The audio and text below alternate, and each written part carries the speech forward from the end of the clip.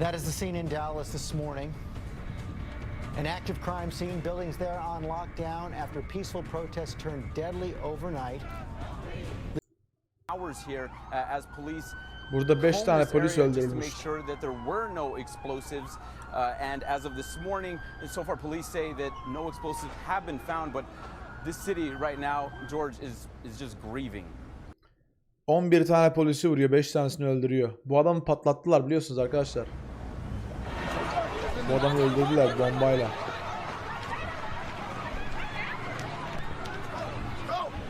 Now from the mayor of Dallas, Mike Rawlings. Mr. Mayor, thank you for joining us this morning. I know your entire city.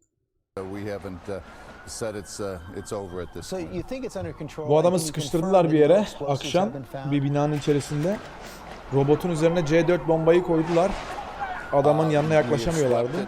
Gönderdiler bombayı, adamın yanına geldiği zaman imha ettiler. Adam paramparça oldu. Adam 5 tane polisi infaz etti. 11 polisi vurdu. Siyah gücü diyordu Amerika'da. Geri zekalı. So that shooter is down, is dead. What more can you tell us about the 3 suspects in custody? Dedim ya, bu robota koydular. Evet, rastgele yaptı arkadaşlar. Yok, bu eski asker olan değil. Eski asker olan Baton Rouge'daydı. Çok kötüydü ya. And really just objects that we're talking to. We don't know anything more at this point.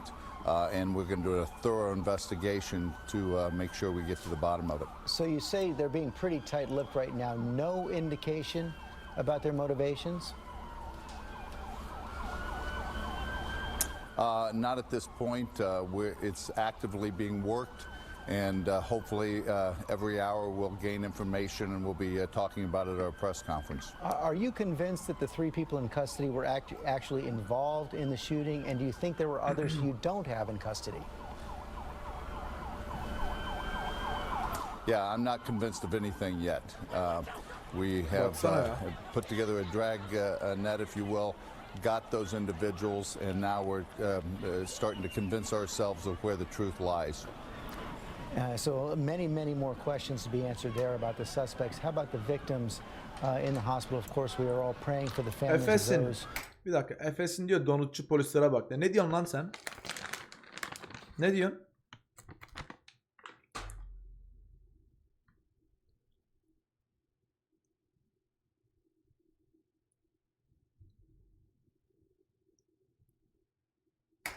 Who were killed in the line of duty. How about the injured? Anything more on their condition?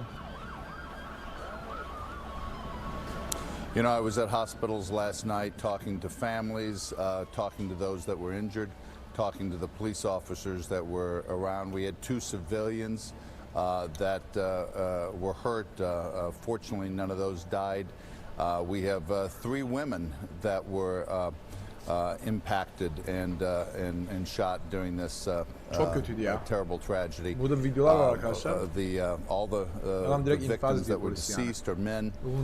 So both of our hospitals did a great job, not only with the patients and with the victims, but also with. I think we had a morality play. 2016 yılı. Tabii o zamanlar optik falan herkes kullanmıyordu. Şimdi optiksiz zaten eğitim vermiyorlar. Take place last night, and we understand that police officers putting their lives on the line every day and every night is not a hyperbole. It's a real thing.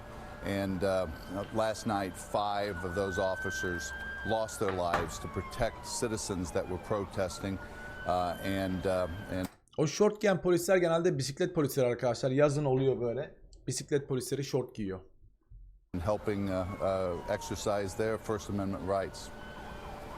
As the president said, they were just doing their jobs. Mr. Mayor, thank you for joining us this morning. They were. Thank you.